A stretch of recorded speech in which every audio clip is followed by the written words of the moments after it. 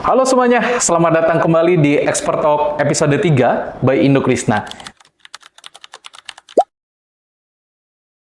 So, episode ini sebenarnya kita tujukan khusus untuk Anda semua para pebisnis owner yang merasa kayak bisnisnya tuh udah jalan, udah running, tapi kok mentok gitu. Nah, mentok itu gara-gara apa? Gara-gara banyak atau timnya nih, ya antara sales, finance, dan operasional itu kepisah-pisah. Mereka jalan sendiri-sendiri.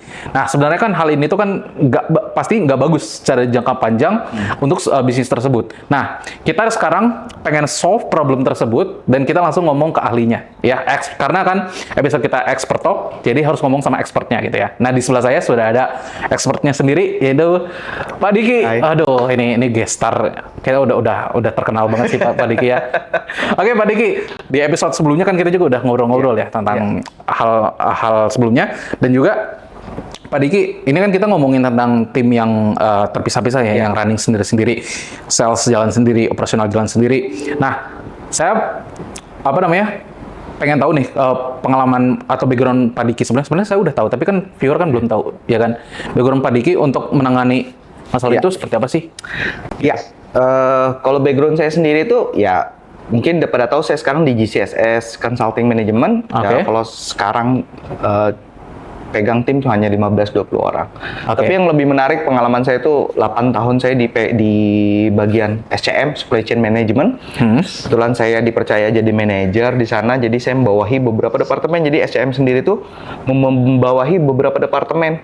Jadi ada PPC, ada inventory, warehouse, logistik, dan purchasing. I see. Ya seperti itulah. Nah, itu udah banyak Ya, sekitar timnya sekitar hampir 220-an lah. Oke, sebelumnya udah kayak 10 kali lipat lebih banyak ya. Aduh, pusing Iya. tuh. Oke, Pak Diki, ini pertanyaan pertama ya, Iya. langsung ya. Ketika misalnya tim Pak Diki nih beda-beda, terpisah-pisah kerjanya, runningnya sendiri-sendiri, sampai reportingnya juga sendiri-sendiri, nggak sinkron satu sama lain, apa sih dampak paling nyata untuk bisnis itu tuh, yang langsung dirasain gitu? Dampak kerja nggak efektif. Pasti Satu. jelas. Oke. Kerja nggak efektif, cost lebih banyak. Oke. Cost lebih banyak, profit turun dong. Oh ya, tuh di garis bawah itu. Iya. Langsung berentet gitu ya. Dan akhirnya Berentet. apa? Itu domino tuh, bangkrut. Itu ultimate udah ya. Customer pergi, Iya. bangkrut dah. Udah itu. Bener. Langsung bangkrut gitu ya. Betul. Nah, itu kan dari sisi internal. Iya. Kalau dari sisi eksternal gimana? Pelanggannya. Wah, sudah jelas lah. Pelanggan itu ada, kita pesan barang. Contoh aja, kita pesan barang. Berapa kita berapa kapan? Arrive-nya di kita udah tahu dong. 2-3 hari. ETA, estimated time arrive ya. Yes, Oke. yes. Dan sebagai di sisi perusahaan ada ETD. Nggak tercapai itu, pasti lewat. Oke. Apa sih? Kalau kita rasain, ini janji tanggal 25 datang, 28 baru datang. Sederhana aja, scroll lagi dah. Besok gua nggak mau belanja di sini dah. Oke. Itu dari skala kecil aja, apalagi sisi pelanggan udah pasti lah. Kita kehilangan pelanggan udah pasti. Oke. Dan sekarang dampak bisnisnya seperti itu, dampak pelanggannya seperti itu. Betul. Sekarang stakeholder manajemen. Manajemen. Kalau misalkan timnya, reportingnya nggak sinkron satu sama lain, iya. apa dampaknya sih untuk manajemennya? Manajemen, top manajemen. Resign cari perusahaan lain. Ini ultimate jawabannya ya. Iya, Oke. pasti performa hancur lah ya. Iya. Apalagi CEO, lihat harusnya mereka pasti punya target lah tersendiri. Mau profit sekian persen, Oke. nggak akan tercapai kalau itu. Mau kita project harusnya target 10, tapi kita capai 20. Tapi profit nggak bakal tercapai karena nggak efisien. Sales janji apa, produk belum siap, packingan nggak ada. Oke. Itu nggak punya data masing-masing. Ujungnya saling salahin tuh biasanya. Wah, ini PPC lamban nih. Oh, enggak nih, yang ini yang lamban. Dapat datanya. Padahal cuma masalah komunikasi. Ya, dan pada akhirnya kan CEO ini, para manajernya nggak punya visibilitas. Nggak bisa, nggak akan. Nggak bisa nentuin decision Contoh, making, ya kan? betul. Saya aja visibilitas saya masih berkurang. Bagian purchase kayak apa kalau sendiri-sendiri. Yang ini seperti apa datanya, ini datanya. Yang mau merekonsil siapa? Wah, butuh waktu lagi. Sama aja nggak efisien ujungnya. Ya, apalagi kalau setiap divisi tersebut juga ya punya software sendiri. Betul. Aduh, biaya subscription-nya mungkin mahal. Wah, satu punya ini belum tentu bisa diintegrasi ke Oke. sini. Ditarik data dari sales belum tentu bisa dipakai semua ke data Iya, CPPC-nya. time lagi ya kan? Time lagi, olah data lagi, banyak lah. Oke. Tadi kita udah bicarain yang jelek tuh kayak begitulah. Iya. Tapi sekarang saya pengen nanya, emang kalau misalnya bisnis yang sehat nih, yang datanya sudah terintegrasi itu tuh yang kayak gimana sih? Wah, enak. Mereka jadi seperti apa gitu kan? Gampangnya seperti ini. Kalau by pengalaman saya itu simpel aja. Dari satu misalnya, contoh, semua lokomotif itu pasti rata-rata dari sales, Iya. sales order. Apa yang dibutuhkan sales? Kalau misalnya dari sisi perusahaan manufacturing produk ya, lari ke PPC merencanakan. Oh, kapan waktu produksi akan dimulai? Kapan dibutuhkan? Dia rancang. Dia lempar, ini material, nanti purchase lihat materialnya seperti apa. Jadi semua terintegrasi dengan satu tujuan, dengan deadline yang ada. Lalu ntar bagian logistik seperti apa, menyiapkan truknya, nanti bagian warehouse kapan muatnya, seperti apa muatnya. Semua terintegrasi itu. Itu yang sehat menurut saya. Jadi memang kalau kita lihat satu produk, satu kiriman, kita lihat segini biayanya, cost-nya, ya seperti itu. Dia selisih itu hanya sekitar 1-2% selisihnya. Bisa jadi saving, bisa jadi tergantung dari kondisi. Misalnya kan ada parameter yang kayak bahan baku telat datang, ya itu uncontrollable lah. Dari sisi kitanya efisien. Seperti itu sih. Oke, ya. Jadi kalau misalkan ada suatu masalah ya langsung kepicu ya di sistem itu ya. Terlihat dia pain point-nya yang ini. I see. Oke, nah sebenarnya Pak Diki di Zoho itu kan itu which is layanan kita saat ini ada yang namanya itu Zoho One. Jadi Zoho One memang lahir itu karena memang masalah ini di bisnis di seluruh dunia. Itu tadi kan software udah terpencar di mana-mana gitu kan, biar subscription gede, terus juga time-nya juga makin gak efisien juga. Nah, akhirnya lahir Zoho One yang intinya lu dapat 50 aplikasi nih tapi sekali bayar doang.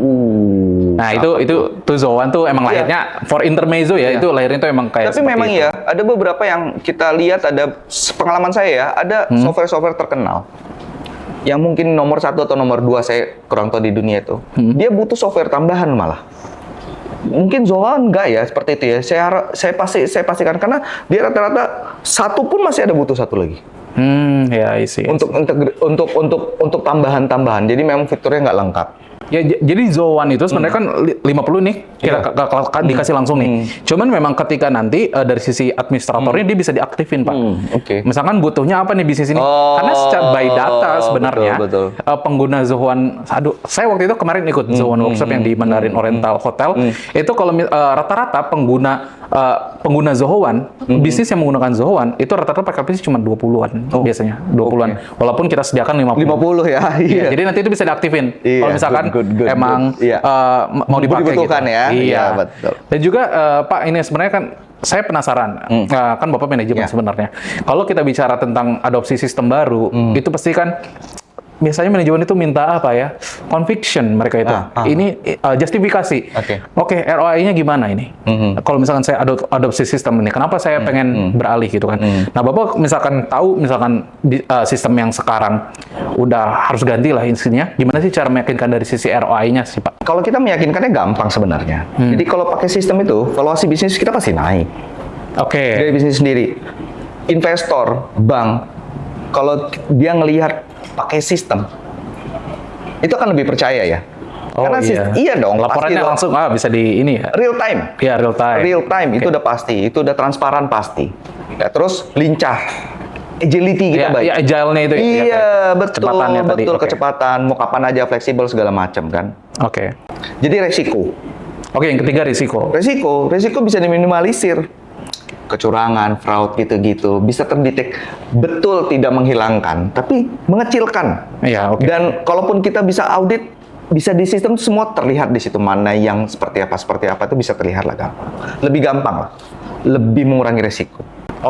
So kalau misalkan saya coba kaitin dengan Zoho One, implementasi Zoho One gitu ya, yang bisa menjadi sistem untuk integrasi departemen tadi.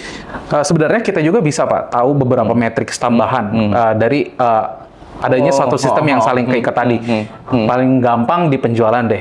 Itu bisa tahu conversion rate-nya berapa gitu kan.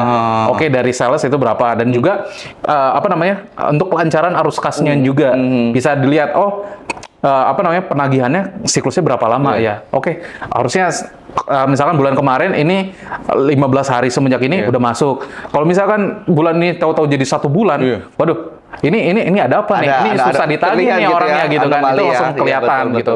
betul. Nah, bisa di Zohoan itu juga matriks-matriks kayak tadi itu bisa lebih Bisa ke kontrol lebih biasanya. kontrol, ya, Ini betul. intermezzo juga untuk di Zohoannya tadi. Jadi kan udah jelas ya maksudnya kan penghambat bisnis itu entah itu UKM atau apapun itu kan pasti kan karena data yang terpencar-pencar tadi. Betul. Divisi yang nggak saling connect satu sama lain. Betul. Akhirnya tuh apa? Akhirnya perlahan-lahan pelanggan mulai pergi. Betul. CEO udah susah nih ngambil keputusan. Betul. Dan pada akhirnya ya apa Pak dampak paling akhirnya? Bangkrut. Ya itu bangkrut tadi ya. Ya itu ultimate ya udah bangkrut gitu. Dan kalau udah bangkrut udah pusing nggak bisa digimana-manain ya salam gitu ya, susah. Nah maka itu sebenarnya Zohoan itu sebenarnya bukan implementasi Zohoan sebagai sistem yang bisa sinkronkan semua divisi tadi itu ya bukan hanya sebuah sistem aja, tapi kan memang untuk sebagai mitigasi resiko, untuk kemudahan untuk komunikasi dengan eksternal, pengambilan keputusan. Jadi yang dilihat itu bukan softwarenya, tapi kan dampak nyatanya itu yang harus dilihat para CEO dan business owner di luar sana gitu kan. Oke, dan ini saya pengen ngasih sesuatu sih sebenarnya untuk viewer-viewer di rumah sana. Sebenarnya nggak harus di rumah atau dimanapun yang pokoknya mendengarkan podcast ini. Misalnya teman-teman pengen tahu nih kayak Zohoan itu kayak apa sih yang bisa nolong bisnis saya itu kayak gimana sih? Nah itu bisa nanti hubungi kita Indokrista untuk kita kasih free trial gratis sampai 1 bulan untuk tahu gimana caranya bisnis Bapak Ibu itu selamat tuh gitu kan. Dalam tanda kutip selamat. Oh ternyata gara-gara ini saya jadi lebih enak controllingnya, reportingnya juga jadi lebih enak. Nah kalau misalkan Bapak Ibu tertarik, langsung hubungi saja link di description yang nanti saya cantumkan gitu ya. Ada gratis free trial sampai 30 hari. Nah itu. Oke, barangkali itu aja sih Pak Diki. Terima kasih atas waktunya kita berbincang-bincang tadi. Sampai mungkin nanti kita ketemu kalau ada lain kesempatan kita bisa ketemu di episode selanjutnya gitu ya. Oke, kita say goodbye dulu dong. Oke, bye-bye.